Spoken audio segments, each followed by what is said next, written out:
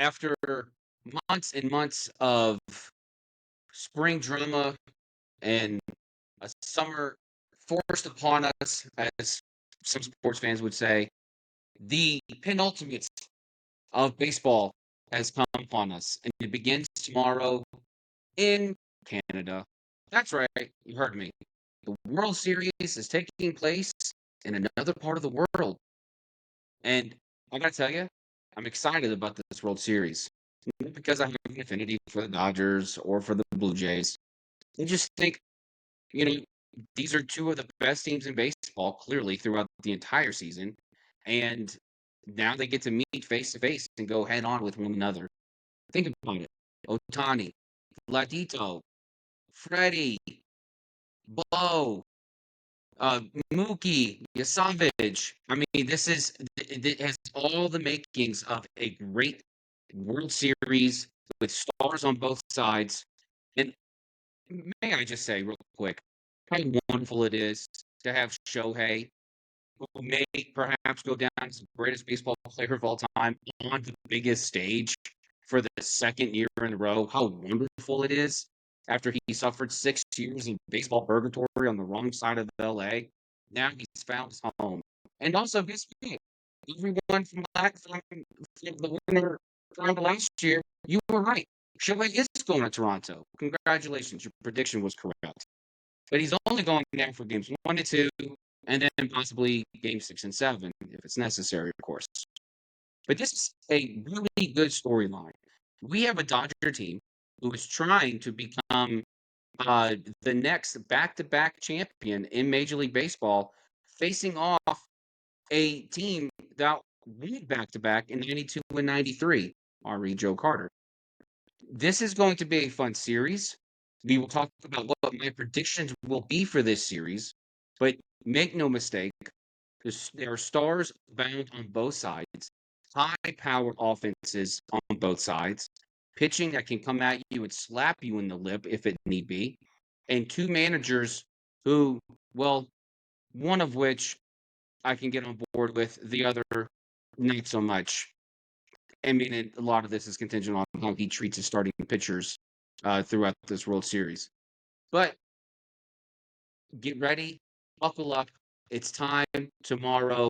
World Series 2025 is upon us. Let's get cracking. Guys, we're back after a hiatus. I'll get into it. But this is your Friday Junior edition of Box Scores and Bourbon. Let's go. Look at the box scores. Box Scores and Bourbon. We check each other's box scores and scores online. Baseball Box Scores. So football, baseball, basketball, soccer, hockey. Box Scores and Bourbon. All right, Manny. Welcome back, JB. I missed you, buddy. Let's cheers our way in. I miss you too, dude. Cheers. Cheers, my man. Clink, clink to everyone. Clink, clink. Cheers to everyone. So speaking of, yes, we've been away. We did not film an episode last week. We filmed an early episode the week prior to that. Reason being, wife and I have been dealing with a lot of really scary health issues for several of our loved ones, and been taking aid to them and being with them and trying to encourage them, uplift them during this time. I have not been on the socials at all, but that does not mean I have not been paying attention. I've paid loads of attention. I, of course, have lots to say, and will say it in a way that hopefully is relatable to anyone who would love to follow sports but can't really find the words to put in. And that way you can go off and you can sound 1% smarter than you did the day prior when someone was asking you, how was the big game? So, we're back. I'm so happy to be back with my bro, my partner, my man with the knee, Manny. It's good to see you again, buddy. I have found the best way to describe our episode. we are bringing a dumb twist to sports talk. That is what There we you do go. here. A We dumb talk. twist. We I bring like the it. dumb twist because people crap on us all the time saying, what the hell are you guys talking about? But guess what? We have a good time. And a lot of the times, our takes are pretty on point, even though we BS our way through making them. Look, if your goal in life is to be able to have conversations about meaningless topics, i.e. sports, but you want to do it in a way where you can, keep up with your usual amount of sarcasm with the friends and those you really don't like, this is the show for you. Just parrot us, or don't, that you actually shouldn't parrot us. Absolutely me. You should not parrot me. Do not. You might get fired. I'm not kidding. You could get fired. You might, Just don't report us. Don't disagree with stuff and report us, or try getting us banned. Buckle up, because we might say something that is from far left field. Speaking about left field, you brought us into the perfect episode. The World Series is upon us, and I got to tell you, it's like a tale of two cities. Well, obviously, it's a tale of two cities. It's a tale of two countries. You nailed it, Dickens. And it's actually like the embodiment of a World Series. Hockey has like the Canadian representation pretty regularly in the Stanley Cup, but the World Series, by the name, is being represented by multiple parts of the world, Canada and the U.S., the big markets of both countries. I think. I'm not too sure about the Toronto part. They're probably the most recognizable Canadian city in the U.S., but we have the Dodgers and we have the Blue Jays. I will tell you, I am intrigued by this World Series and the explosive factor that we might be in store for. There is a lot of batting firepower on both sides of those teams that might make it a very, very interesting series. Now, what the outcome looks like, I'm not too completely convinced, but there's one thing that I'm pretty certain. Multiple games will be hitting double-digit runs at least on one side of the scoreboard. That I have no doubt in my mind. At least two games will hit 10 plus have 10 plus runs scored on one side or one of the two teams or both teams. Yeah, this is. I alluded to at the top. I'm a big fan of the way the Toronto Blue Jays run the organization. I'm a big fan of just how they play the ball, how they come ready. This is a team that ever since the middle of June, and it's so great that the best team in American League since the middle of June is now the last American League team standing. And this is a team that the playoffs middle of the pack when it came to hitting runs, but they have absolutely clobbered the ball this postseason. And it's been, who doesn't love fireworks? I love the light show. But being able to see them do it, and then also still keep that team of hitting. And, speaking of timely hitting, Bo Bichette should be booked for this World Series. And Bo Bichette was, I think, the best player, the best offensive producer with runs in scoring position for Toronto over the course of this entire season. So it's it is going to be really great to see how they respond to the Dodgers pitching staff. I will say this, Dave Roberts, don't listen to your okay? Just don't do it. Don't listen to anything that your mind might be telling you when it comes to your starting pitchers. You need to absolutely, if they're cooking, leave them in the game. They did such a great job against Milwaukee. You left Snell in for 8. You left Yamamoto in for a complete game. You left Shohei in for 6 innings, and he rewarded you with 3 gems. Just, like, leave them in the game. And going to the Dodgers side of this, it cannot be understated. The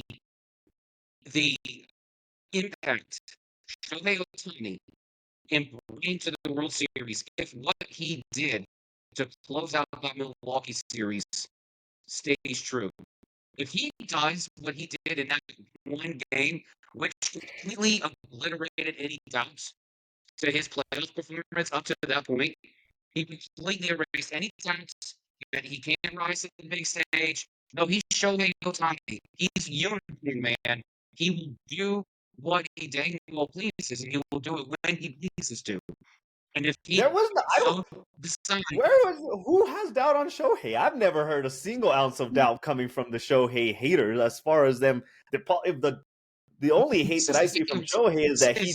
his performance up until that moment, he was not there.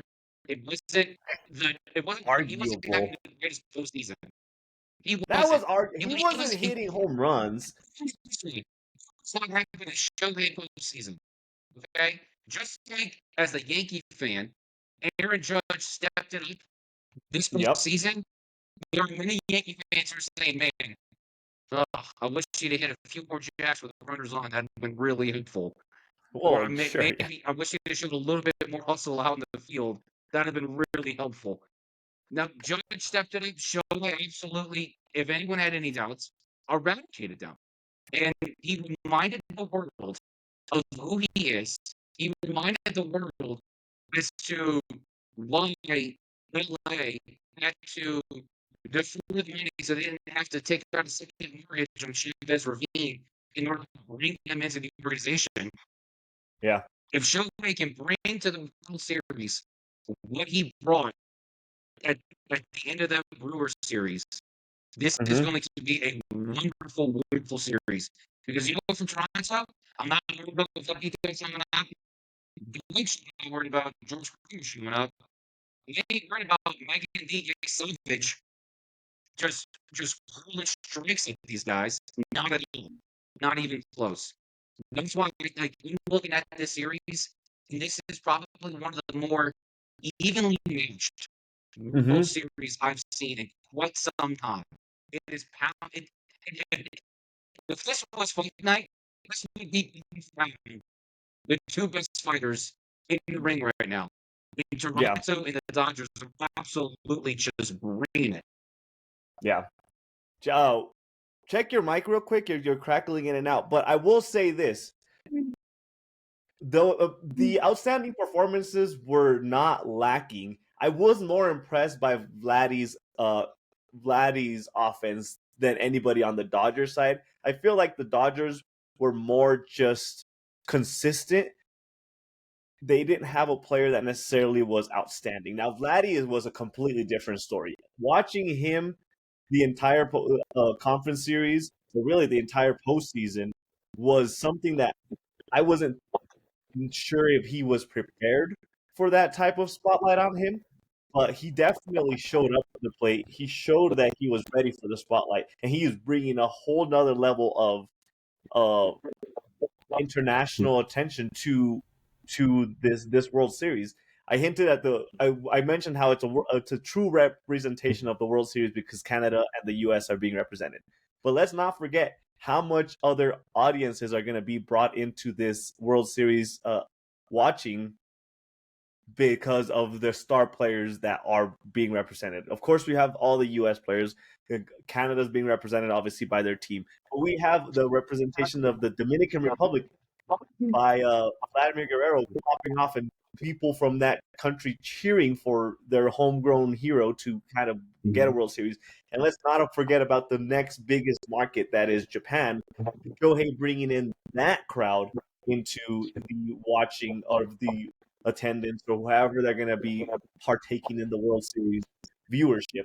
This is truly, I will probably talk myself into circles multiple times saying this, but it cannot go without being said multiple times that this is truly one of the World Series that you can easily say is going to be bringing in a variety of fans from across the world. And I don't think there's been such an obvious spotlight where you can say this is going to bring in so much attendance. Now, before we talk about your predictions for the World Series, I want to talk about the ALCS and the NLCS. First off, let's talk a little bit about the Dodgers and Milwaukee series. That was a little bit underwhelming for me. I expected Milwaukee to put up a bigger fight, which didn't happen. Obviously, they got swept. The Dodgers, even when they closed out the series, acted like they'd been there before. Which, yeah, they'd been there before, but the excitement there was like, of okay, this isn't that big of a deal. We expected to win. Did you have the same feeling of watching that series where there's just like the Dodgers were just like, okay, we just need to get through this team real quick, and like we know we'll be in the World Series, or did you honestly think it was going to be a closer match in the NLCS? I didn't think it was going to be this close. Honestly, I thought it'd be a 4-1 series. I didn't think it'd be 4-0. But and uh all props to Milwaukee for getting back to the NLCS, whatever. But it is can you not hear me? No, you're good. Okay. All props to Milwaukee for making it back to the NLCS on a budget that's not even big enough to fit milk and Fruit Loops. But it never ceases to astound me that we created a narrative out for Milwaukee that they were and this is more Pat Murphy's doing than anything. This is, hey, we're the underdogs. You were the best team in baseball. You had the best record. You're not an underdog. You're the best team. So shut up about it. And then while we're at it, shut up about pocket pancakes and friendship. Okay? Look, that's great that you got food on the go and you can share it with your buddies because they're all homeless and they can't afford their own pocket pancakes. But let's not pretend that this isn't about like baseball, okay? And at the end of the day, you can have, the greatest, money ball roster that pennies could buy. But when you're going against a team that restrained itself by only spending $250 million this offseason, when you're going against a team that's what self-control looks like, you best believe that something's about to happen. You can get your rocks off the fact that you beat the Cubs. And look, great. Good on you. That is a rivalry. It's a newer rivalry, but it's a rivalry nonetheless. That's why we call it Wrigley North, because we travel. The Cubs fans travel well. We are always there. And if there's one team that the Brewers had trouble with this season, it's with the Cubs. And when I say had trouble with, it's 500 baseball against.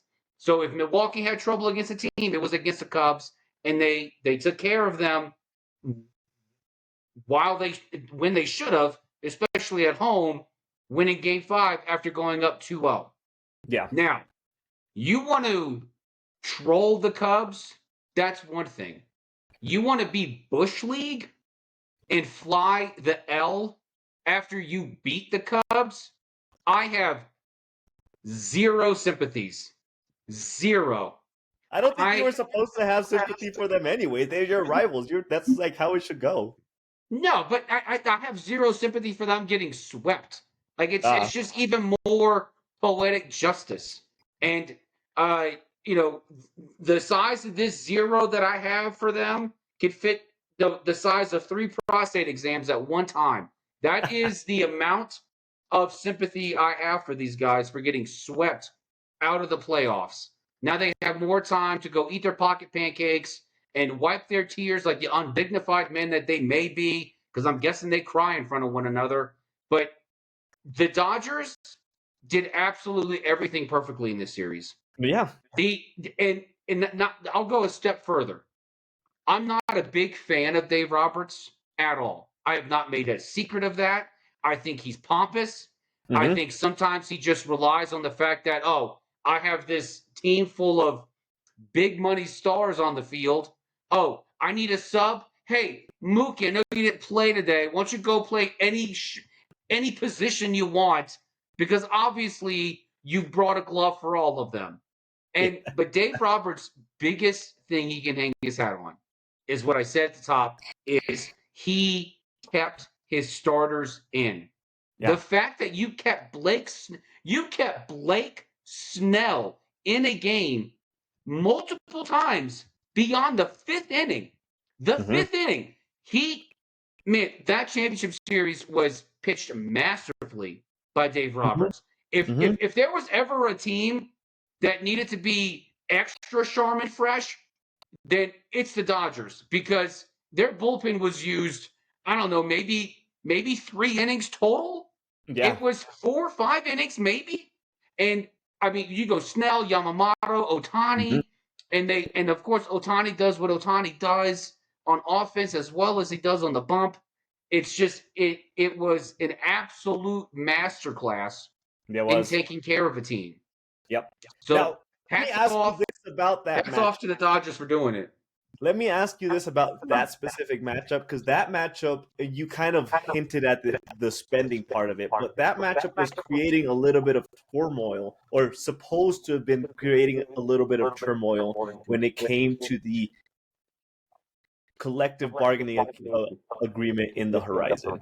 Do you think this was really as big of a deciding factor, or there's something like this matchup was going to create such a controversy going into the collective bargaining agreement, as some of the stories were coming out that they were saying, okay, well, if the Milwaukee wins, then the collective bargaining agreement will be okay. We don't need like a salary cap or a salary floor, because look what Milwaukee did without necessarily having to spend big dollars. Now, if the Dodgers win, it'll be a bargaining chip to be able to say, okay, teams that aren't able to spend as much as these big market teams are going to dominate the World Series and dominate the sport going into the next collective bargaining agreement. Do you buy into that that argument that was being made on both sides of that coin? No, and it's an absolutely asinine argument because both sides winning proves the same point. Let's say, okay, so the Dodgers win, okay? You put a salary cap in, what on earth how is that going to force the Pirates and the Rockies and the Nationals and the Brewers and the Orioles, for that matter, to actually spend money? It's not, because you put a cap. You put a cap on spending, so all those lower market teams are just going to sit there and say, oh, well, hey, we're fine. If the Brewers win, all you're doing is forcing the same point as you did with the Dodgers win. You need a salary floor. You need one. It's not like the salary cap is not the answer here. I know this is we are Little Red Riding Hood going to grandma's house and she smells a whiff of the wolf's anus and then goes down another lane. But that's what's happening here. This is neither the Dodgers nor the Brewers winning the NLCS, whoever it may have been, it was the Dodgers, of course, but whoever it may have been, does not prove the necessity for a salary cap. A salary floor, Can I sell you on both? absolutely. Can I sell you on both going into the negotiations? Can I sell you on, okay, we'll agree to a salary cap. The players would be the ones that push against the salary cap, because that'll obviously put a limit on how much they could make. Because right now they can make as much as they could possibly negotiate for. It's a buyer's market.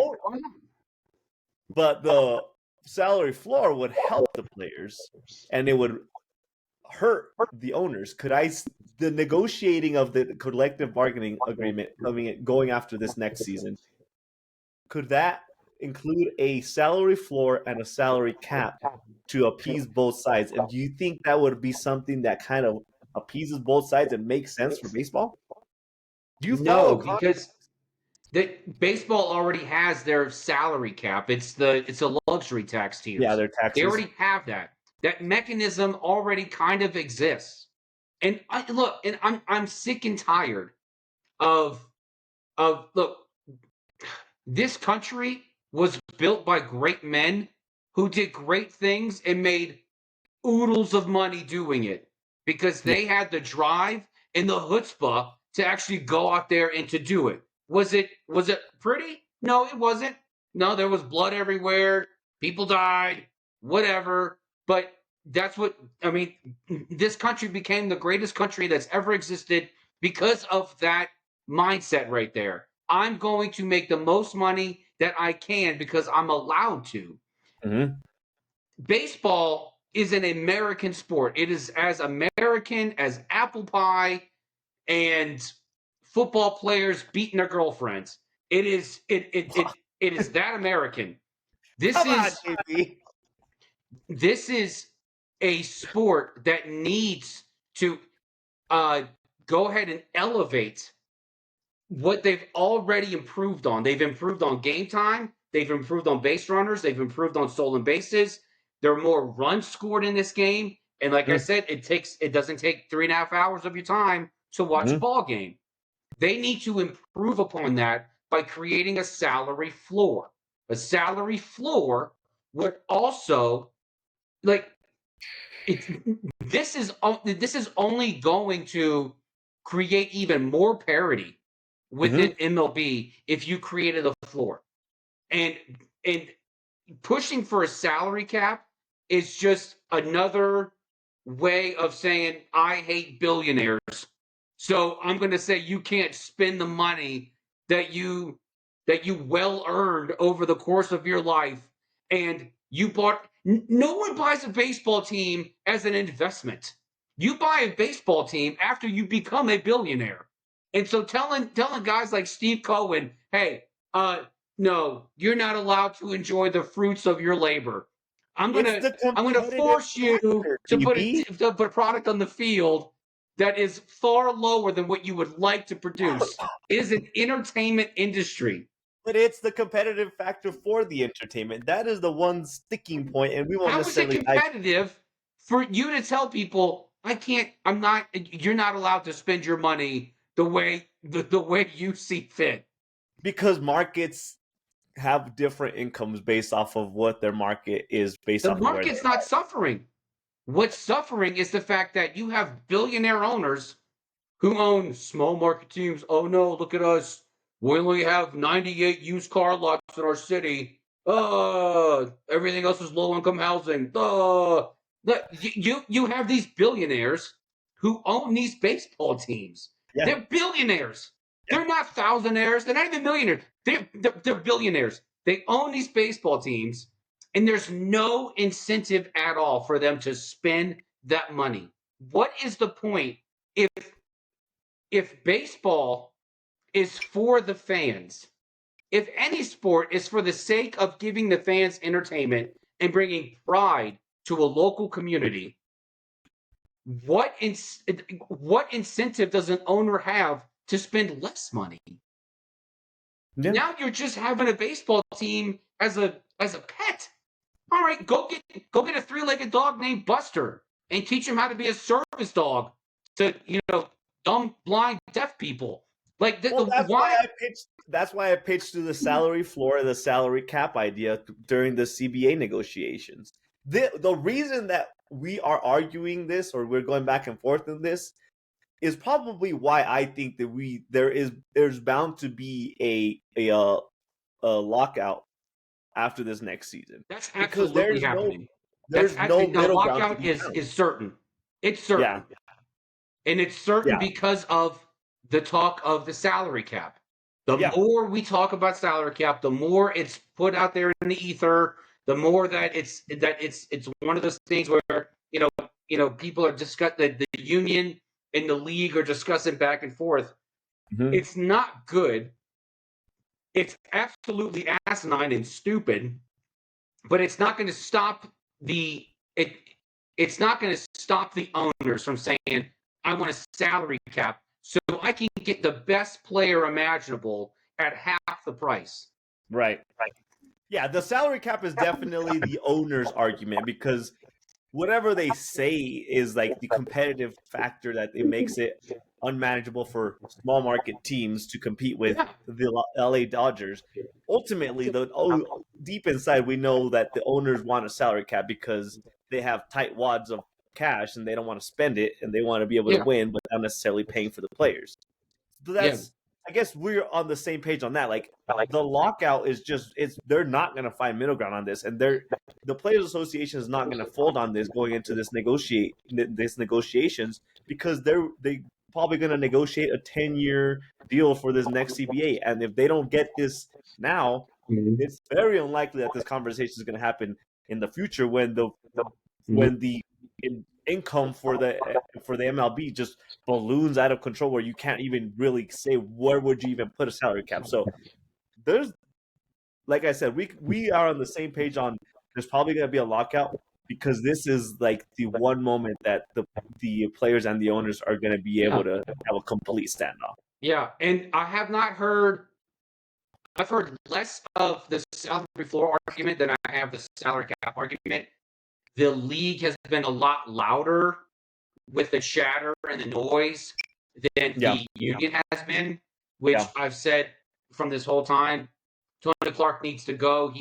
I don't know why. He's a human that gets to exist in the world of baseball. He is a terrible union leader. He's just absolutely god awful. But he still gets to do it. Okay, whatever. This is who you wanted. This is who you got. If you want to quash the salary cap talk, the union needs to bring up a salary floor. Right. That is how you combat this.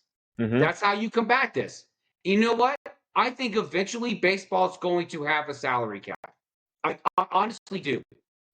Much to my chagrin, I don't like it. I think it's absolutely stupid that baseball is the one sport where players' contracts are fully guaranteed. That is what you get. You get that money, that is yours.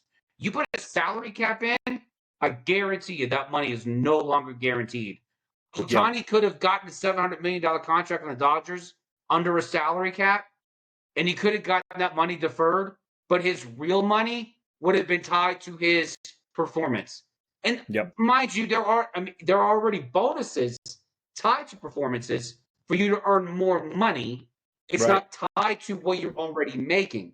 You put a salary cap in, these players now are going to be able to sit there, okay, well, now we have to negotiate performance. Now we have to negotiate, okay, in order for me to make the totality of my contract, I just have to make sure I don't get hurt. I have to make sure I hit 270. I have to make sure that I finish top 3 in the Cy Young. I have to make sure that I have 45 saves each year. I have to make sure that I hit 40 jacks. And it's no good, because this is the one league where owners have had free reign to spend whatever they wanted. And it already got ruined by the luxury tax by sitting there saying, oh, owners, I know you own. This is what they're saying. Hey, owners, I know you really care about your community and bringing pride to your fans and those who pay their hard-earned dollars to come watch your games, but I'm going to penalize you for doing it too well. When at the end of the day, it's like no matter how much money you spend, it's not a predicate on where you're going to be. Look at the Mets. Yeah. They didn't even make the playoffs. They missed out on the playoffs. They spent $1 billion, $1 billion this year. This last offseason, $1 billion. Made additions, added to the payroll, and they didn't even make the playoffs. So I don't understand what all of this talk about, oh, you're spending too much money. It's my money. It doesn't make any sense.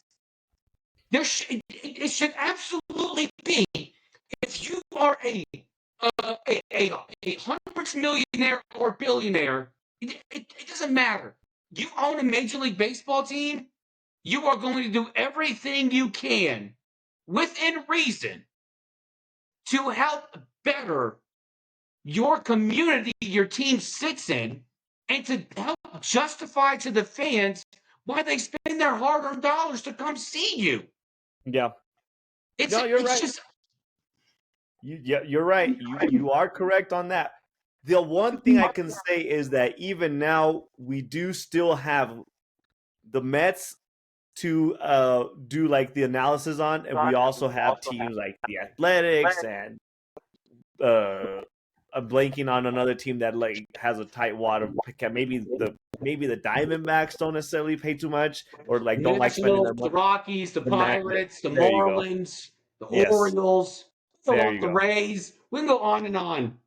Yeah, the Velcro wallet is Velcroed shut at that point with those teams. I So mean, there's an like, argument for both sides.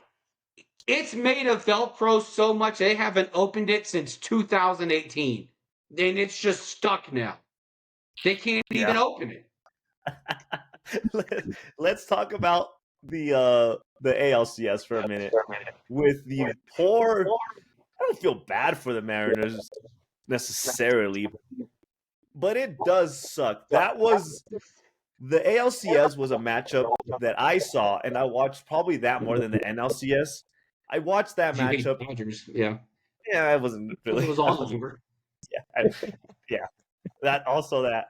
But like as I watched this series, in my mind I kept saying it sucks because one of these teams is gonna lose. Like no matter what, one of these teams is gonna lose, and both of these teams would be amazing to watch in the World Series. A Game 7 in those in that matchup made the most sense, especially the way that the series kind of broke down with the Mariners winning the first two, and then the Blue Jays winning the next two, and then they flip flopped, and then the Blue Jays won those last two. Like as I watched that series, there was no argument for me to like say something went wrong with that series.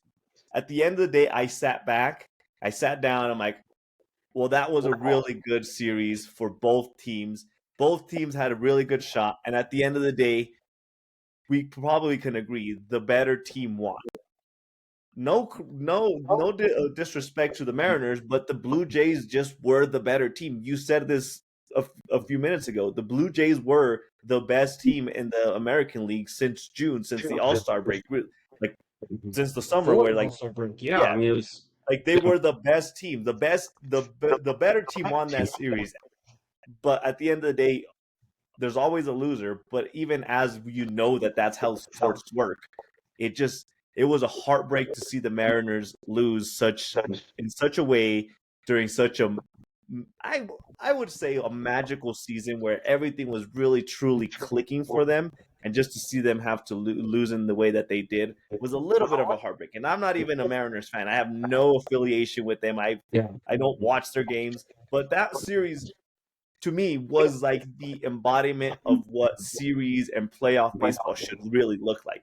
Competitive, going back and forth, no team dominating with like a team having to do like a 3-1 comeback. It was just back and forth, offense versus offense on certain games, defensive slugouts during other games. What was it, game 5, game 4 that went into the 15th innings, whatever the game was? Game 5 of the ALDS. Oh, that was the yeah. And that game, I felt such elation for Seattle. Yeah. And I watched every inning of that game. I was glued to the TV. I screamed bunt at least a dozen times. Yeah. Every time Polanco came up to bat, bunt, bunt, bunt, and he wouldn't bunt. But it's excruciating because this is now the 4th time the Mariners have made it to the ALCS. 95 against the Indians, and yes, I can say it. I can dead name them because that's what they were. Yep. They lost in Game 6. ALCS 2020 against the Yankees, lost in Game 6.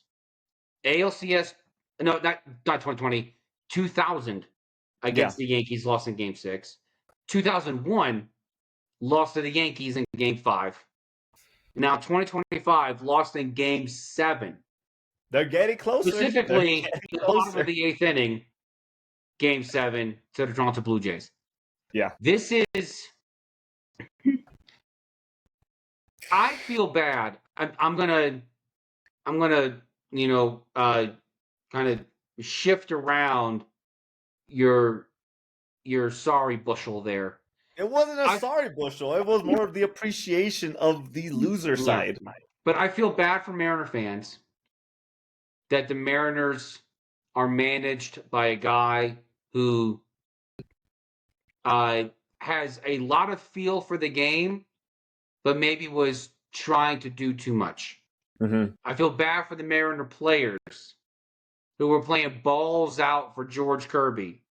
And then Dan Wilson decides, hey, George, I know you're cooking right now. We're going to take you out, though. We're going to bring in the dessert chef. And then you bring in Brian Wu.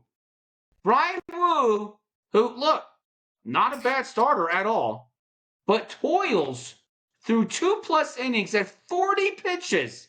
At what point do you decide to take him out? George Kirby was at 65 pitches through 4 innings, and you take him out to bring in Brian Wu just to toil through it.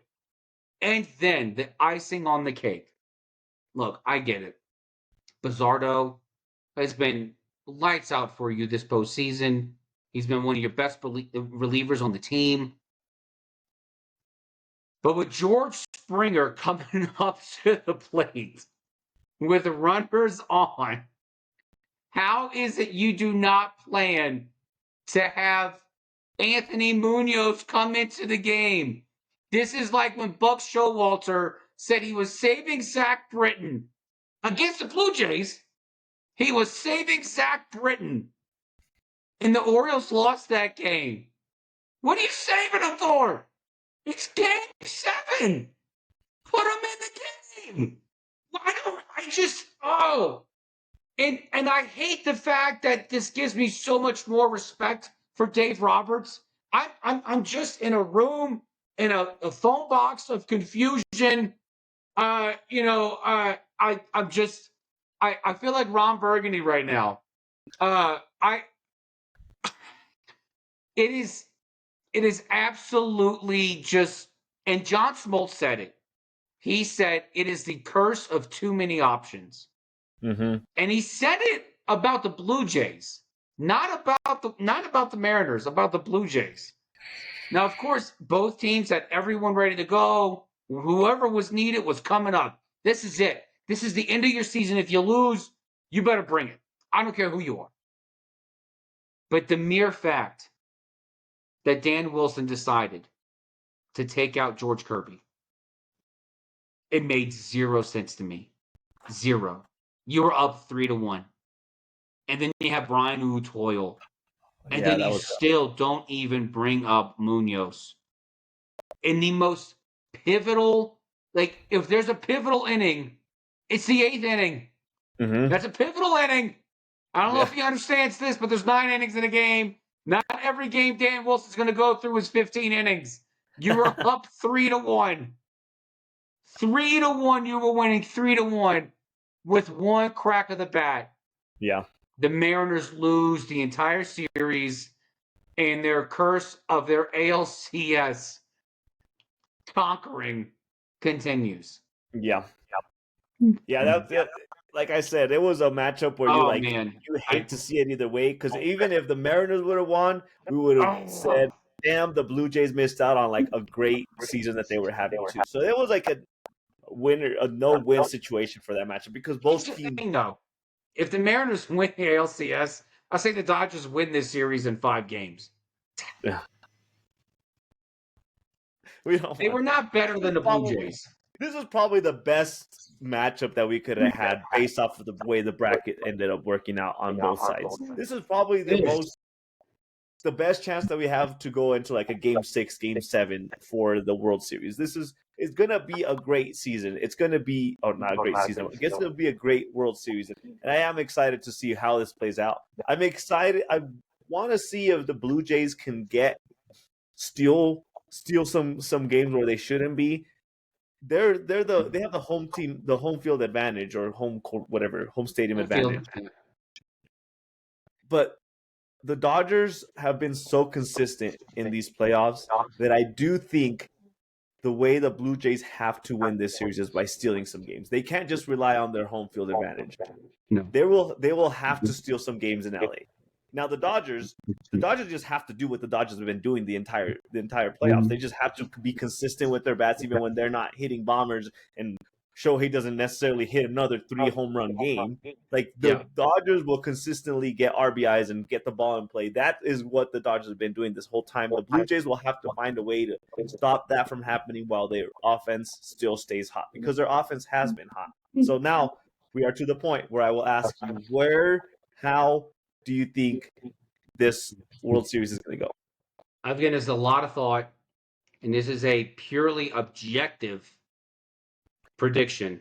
You pinky promise it's objective. No, I'm being honest. I've thought about this from every angle. Every angle. This series is going to go 7 games. This is not going to be a quick series. It's not at all. The Dodgers have cruised through the playoffs. They have cruised. Yeah. And I see the Dodgers have lost 1 game this entire postseason. So with that said, I can see the Blue Jays winning this in 7 games. Wow. That's my prediction. So if it gets to 7, the Blue Jays can win. But before that, more than likely the Dodgers win. Is that what you're getting at? If it doesn't get to 7 games, that means the wheels fell off for Toronto. Mm-hmm. And the LA, money Dodgers just did their money thing and ran through this entire series. So you're not giving the Blue Jays a chance to win this series if it doesn't go to 7? Like, there's no way they win it in 5 or 6? No. Oh, no. No. And the reason being is but this is, again, contingent on Dave Roberts and his hubris. If your starter is pitching well, if he leaves the starters in, good luck. Good luck. Because I give the Dodgers one advantage. One. And that is in their bullpen. I call the Dodgers and Blue Jays even when it comes to offense. Both of these teams can produce runs a myriad ways. It's not just, they're just hitting long balls, which by the fact, just for the record, the only 2 teams in the playoffs this year with an OPS north of 700 are playing in the World Series right now. Mm-hmm. But it's not like neither of these teams is inept at timely hitting. Both of these teams can get a knock when it counts and when it's needed. So and the reason I say the Blue Jays in 7 rather is I don't know if I can trust Dave Roberts to stay on the track of leaving his starters in. I think Dave Roberts might just get a little too skittish if Snell or Yamamoto give up 2 runs within the first 6 innings. He said, "Oh, it's too close to call. Can't leave you in now. Gotta leave you out." And granted, this Blue Jays team has a lot more firepower than the Brewers does. So it's not like he can take it easy against this Blue Jays offense. He can't. So I think just from what to run, and the Blue Jays are already operating as their MO. You gave us 4? Great. You gave us 5? Awesome. We're bringing in the cavalry. That's fine. They have a great bullpen, this Blue Jay squad does. A great bullpen. And they absolutely have the edge over this Dodgers bullpen. I don't trust this Dodgers bullpen for anything. Good Lord. Man. Yeah, no, that's not their strong. Dodgers bullpen was a teenage girl with a 5-star Yelp at babysitting, I still wouldn't trust her. So this is it is. If the Blue Jays can chase out the Dodger starters, then the Blue Jays have a real shot at taking this to 7 games. But I'm still not going to count out the Dodger offense from producing some Dodger magic. Just not gonna. Yeah, no, there's no way. I mean, everything that we saw during the Dodgers shows you that they have a way of just turning it on whenever the pressure's on. Like they find a way to wake up their bats, and their defense has also been, besides their pitching, their defense has been pretty damn good. Like they have not had defense issues besides the fact that their pitching gets a little skittish once it gets deep into the game for some whatever reason. I mean, obviously they could just blame the rotation or blame the the closers or whatever you want, but their defense on its own, they all have a strong suit of defense too. So that is where I think the sticking point is going to be on this matchup is, can the Blue Jays have the consistent batting like I said the Dodgers have been having, where like the Dodgers might not be hitting home runs regularly, but they will put the ball in play. Can the Blue Jays keep that pace? Not aim to just score home runs, but just put the ball in play and just move those bases along and hope that you can stack up some runs. That is going to be, I think that's the best way they can approach this series, because I don't think they're going to necessarily out bat the Dodgers. They're going to just have to put the ball in play and hope that they can. Their best shot, like you said it, they're not going to be able to out bat the Dodgers, and in any clear way. And so their best shot is to be able to chase out the Dodger starters. And then the Dodger offense is still going to do what it does, no matter who's in the game.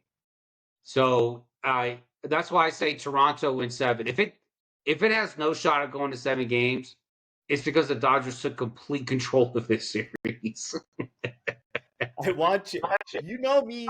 You know how I operate with our podcast. I want you to lock in your pick, JB. Are you picking the Dodgers? Are you picking the Blue Jays? Blue Jays in 7. Dang, that is an exciting World Series. I will. Oh, I asked, I begged the baseball gods. I was on my knees. I was feeding warm milk to cow statues. I was saying, please, baseball gods, give me a 7-game series for the Cubs versus the Indians. And I regret that to this day, because it was I may have been the youngest person in the world to ever have a heart attack. But this will I can't, like I said at the top, this is going to be an exciting series, and I can't think of 2 more evenly matched teams to go pound for pound. I'm really excited about this. No matter how long the series is, no matter who wins it, I'm blessed to be able to even to watch it, because it's going to be a fun series. Yes. But my pick, you want me to lock it in, box scores and bourbon style, Blue Jays in 7 games. Oh, I hate to do this. I'm going to lock You're in. picking the Dodgers. Yeah, I know. I hate to do it. I'm going to lock in the Dodgers in 7. We can agree on the 7 games, but nothing tells me the Dodgers are going to slow down. As much as we kept saying during the summer, like, oh, the wheels are falling off, they're starting to struggle. They figured it out again. We all say that just make ourselves feel better. It's how we talk about our exes. They make one mistake, and they're like, oh, look at that. Hey, oh, look. I knew you'd be better off. Look, doing better now. Well, whatever the reason is, something tells me the Dodgers just are going to do the Dodger thing, and like the All-Star, you could make an All-Star game just based off of the Dodgers rotation. That's how stacked they are. I just think that is going to overpower. You can make an All-Star game based off of these 2 rosters. Yeah, that's all. Yeah, those 2 teams could make an All-Star game. I mean, that's what we're about to see. We're about to see an All-Star matchup of a World Series. That will be our closeout for baseball. I'm going to ask you a quick football question, because we would be remiss if we don't touch on football as we're the nitty-gritty of baseball. But we're going to keep this short, so I'm going to concise what we were going to talk about. We are in week 8. There's a few teams that are 500 in the NFL. There's some teams that are wavering around the 500 mark. I'm going to give you the teams in the AFC that are 500 or below, or just around 500. And I want you to pick a team that you're keeping your eyes on going Okay. into like the second third of the season, if you want to call Okay. it that. As long as And then one of we'll them do- isn't the Chiefs, then yes. No, the Chiefs are not one of the teams. Going into week 8 of the NFL season, we have Cincinnati, Houston, both at 3-4. We'll skip the Chiefs because they're at 4-3, and then we have Jacksonville at 4-3 and the Chargers at 4-3. Mm. Out of those teams, if you had to say keep an eye on for the better of the team, like keep an eye on them, they're sneaky to get it together in the second third of the season. Which of those teams would it be? I'll go through the list again. The Chargers, the Jaguars, the Bengals, and the Texans at 2-4, but I want to put them in that list as well. Okay, so the Bengals, the Texans, the Chargers, and the Jaguars. Yes. Okay. All right. Damn, that's hard. It is. Which is the reason I wanted to ask you, because this is really I to me, like once you hit week 8, like you've played like 2 months of football, you really need to have known what your team looks like. There's a couple of these teams that even though they're at 500, I'm not too convinced we know what that team still looks like. Yeah. There's some teams that looked really good early on, and then they've kind of missed a step or two. And then there's some teams that looked like they were not going to go anywhere, and now they're starting to put some pieces together. The Jacksonville Jaguars, for me, are a team that looked really good. Now I'm having doubts. I never necessarily trusted them, but just based off of their record and how they were winning games, I was leaning towards, okay, well, they're going to find a way to win games. But now they're starting to struggle a little bit. Now, on the other side, Houston and the Texans, they're 2-4, but the way they lost early on in some of those games was not necessarily of a team that was going to necessarily get beat up. And they've started to, their offense is looking looking better. CJ Stroud is looking a little bit better. Like they're starting to put those pieces together. And CJ Stroud had probably arguably one of his better games in his career last week. Now the Cincinnati Bengals are in the mix because they traded for Joe Flacco, which is a whole nother thing that we could necessarily use as a deciding factor. And then the Chargers, which keep losing games when they shouldn't be losing games. So it's like a mix of pot of what the AFC is going to like. One of these teams is more than likely going to lock up at least a wild card. Now, which is the team that you would say is like more of us on a solid track to make it there? So I'm gonna make my decision based off an anecdote here. Watching the Bengals game against the Steelers. Mm-hmm. That was an incredible game. It was an incredible amount of leadership on the part of Joe Flacco to be there for 9 days and be able to pull that upset against Pittsburgh. Yeah. And to pull them within 1.5 games of the division. Yeah. With that said, their defense is just awful. It's terrible. I know, look, DJ Turner is a great corner. Whatever's going on with that front four of Cincinnati, I hope they figure it out. But as it stands right now, and because the Chargers and the Jaguars have slowed down, they started off hot, they've slowed down considerably. I'm going to have to go with Houston. Wow. And only because of the defense. Houston's not going to blow you out of the water with points. They're not going to. But that defense can absolutely put a stop to you. And I don't have nothing against Al Golden, okay, whatever. But even Lou Anarumo was considered not too far in the distant past a future head coaching candidate. But Cincinnati does not invest anything into their defense.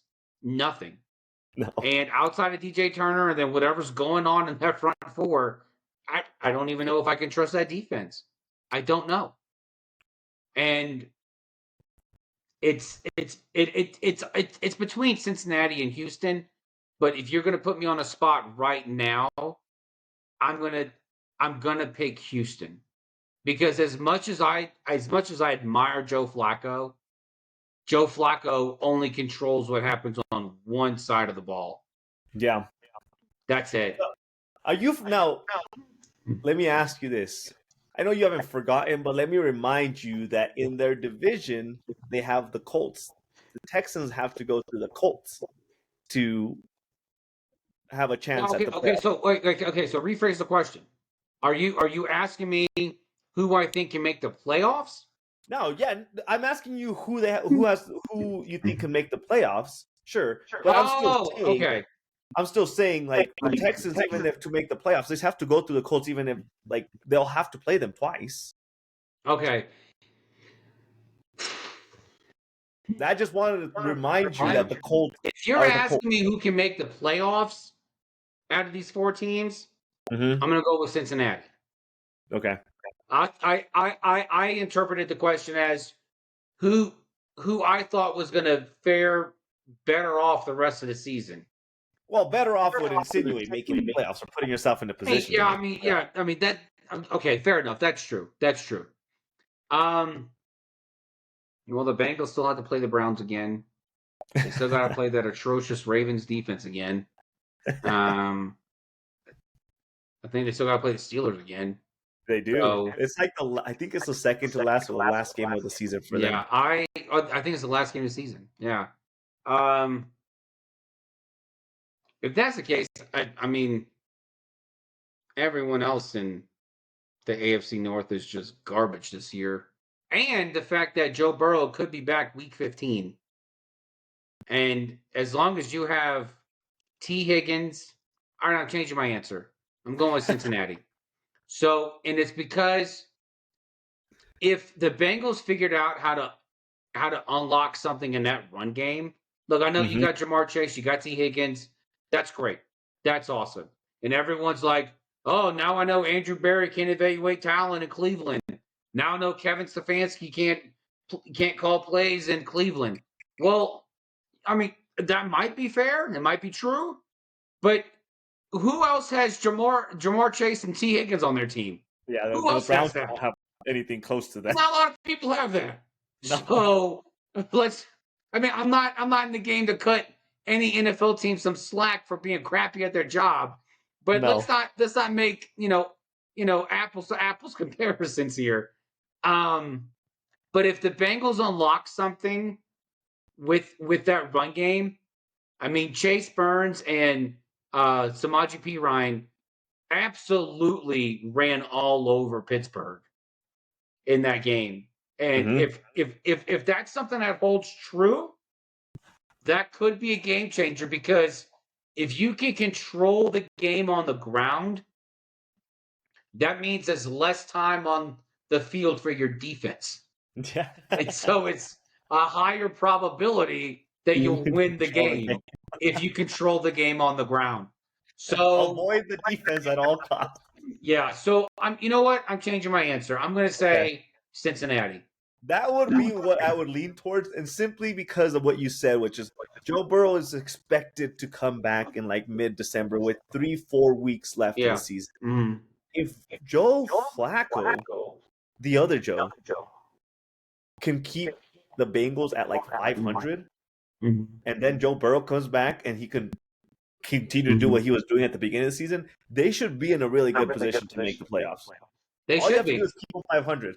3 games left, 4 games left in the season, depending on when he comes back. If you're 5 wins, 6 wins, and you can have 3 games left to push you at 9 wins, 10 wins, that would, in the AFC, that could probably get you a wild card.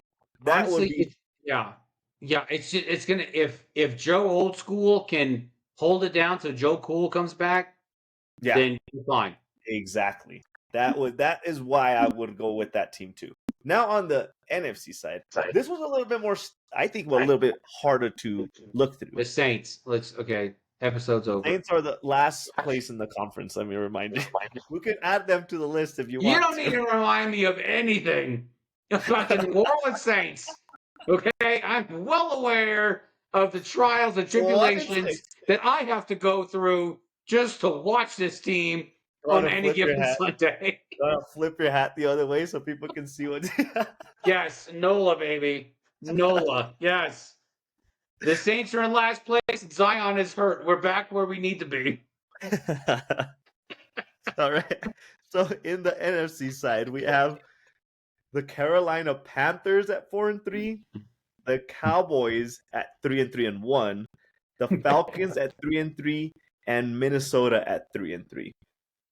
We can even So you give gave you me the Panthers, the Cowboys, the Vikings, and who? and the Falcons. The Falcons. Yeah, same question. Out of those teams, who do you think could like right the ship a little bit, keep afloat, and get on a trajectory to the playoffs?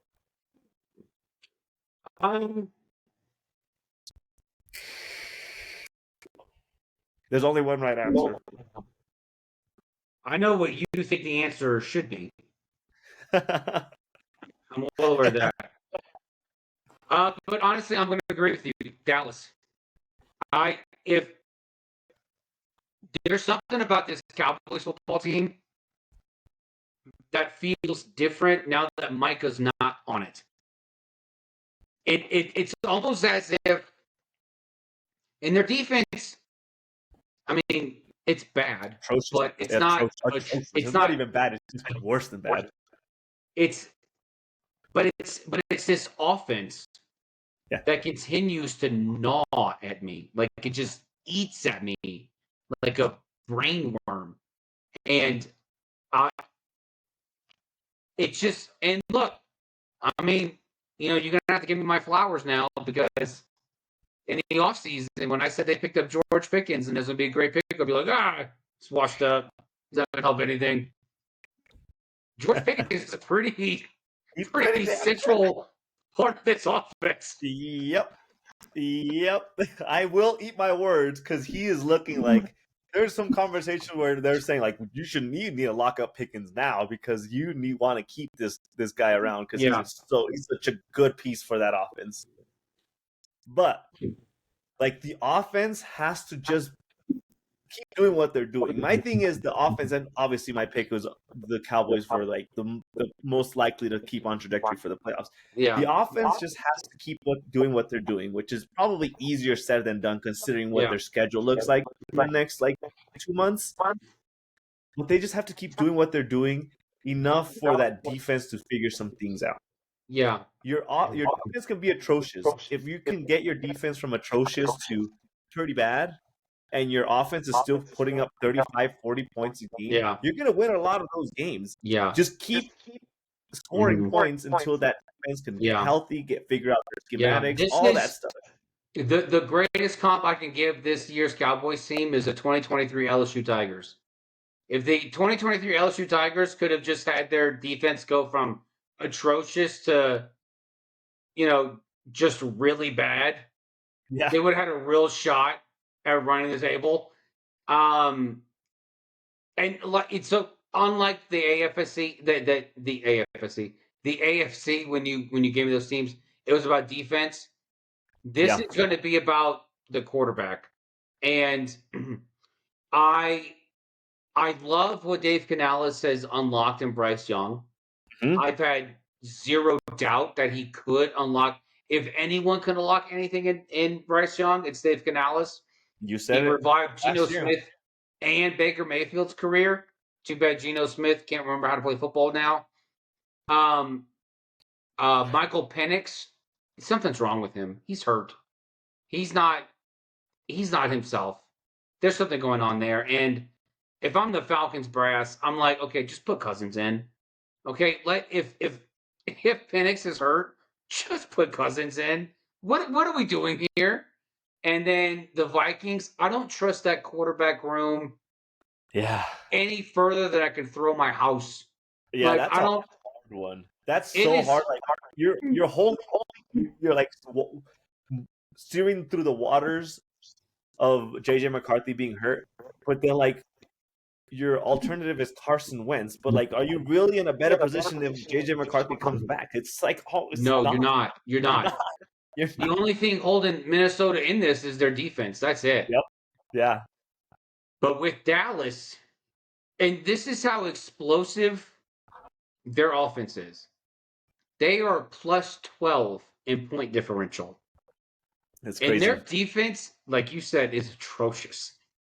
It's bad. I know everyone's trying to make fetch happen with Matt Eberflus. Oh, he still got it. No, he's got nothing. No. He lost it all the moment he packed his bags for Chicago, and then he forgot how to coach football. He's done.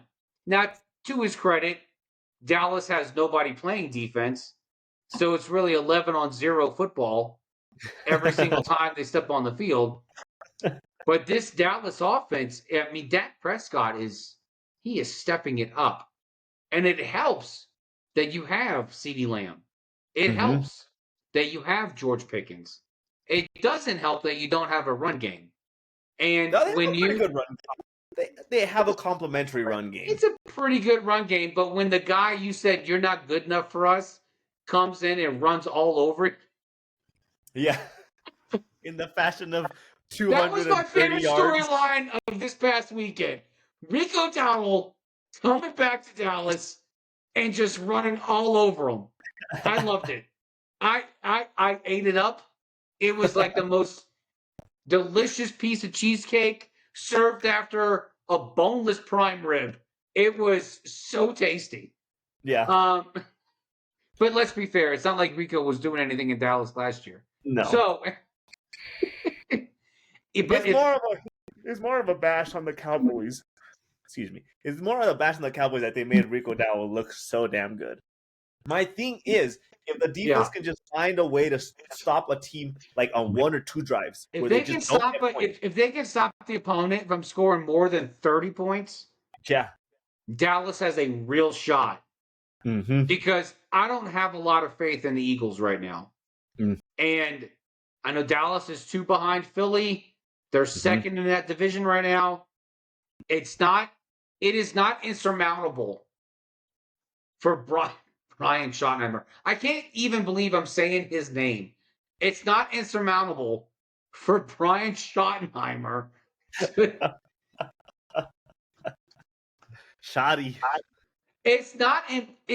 It doesn't seem nearly as improbable that backwards visor could go ahead and lead this Cowboys team to a division title. Now, is that the only way you think they could make the playoffs? Is if they win the division? Okay, well let's take a look real quick. Okay. So I have Philly's schedule in front of me. Philly plays. Hold on a second. Hold on before you do that. Okay. Let's look at the 3 wild cards. Okay. Because you asked a question. If that's the only way I see them making it, and so far, yes. Because the wild cards now, the 5, 6, and 7 seeds are all 5 and 2. Yeah. So yes, Fair. the only way I see Dallas making the playoffs is by winning this division. Yeah, that's fair. All right. Well, I guess the 2 teams to watch are the Cincinnati Bengals with the 40-year-old quarterback and the Dallas Cowboys with possibly an MVP quarterback, depending on how he continues playing the season. But on that note, we will leave it and we will see how these next couple weeks play out in the NFL. Because this is, like I said when we started this section, this is where like the nitty-gritty of the season really happens, where you need to stack up wins because at the end of the season you have all those division matchups and you guys are going to beat each other up. This is where like you need to steal some wins and find a way to like keep yourself afloat. On that note, we're done, JB. We are done with another episode. We are done. What were you drinking? I found the residuals of my homage bottle in the back of my bar. So I finished that off. I will eventually need to restock my bar because I am down to like my last half bottle of whiskey, and this was brandy, so it's not even whiskey at this point. But that's what I was drinking. It's pretty good. It goes down very, very, very easy. I do favor the brandy drinks. They're very, very nice to drink. What were you drinking? Just Old Forester here, 100 proof. Yeah. Forrester's so good. Yeah, and I was smoking a Cremis Particularis. It's it's the first time I've smoked it. But anyone who's interested in smoking it, it's actually it actually fit pretty well with as a morning cigar. If you want to smoke it with some while you're drinking your cup of coffee. Interesting. Some whiskey coffee with a cigar. That sounds like a great way to start your morning.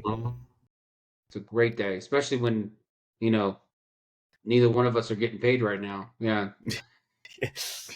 Don't remind me. All right. JB, tell everybody where to find us. You can find full-length episodes, the videos on YouTube, Spotify, Apple, Amazon, Box Scores, and Bourbon. Additional content at BSB Sports 24 on TikTok, Insta, and X. And until next time, folks, stay thirsty. Cheers to everyone, possibly except Jerry Jones.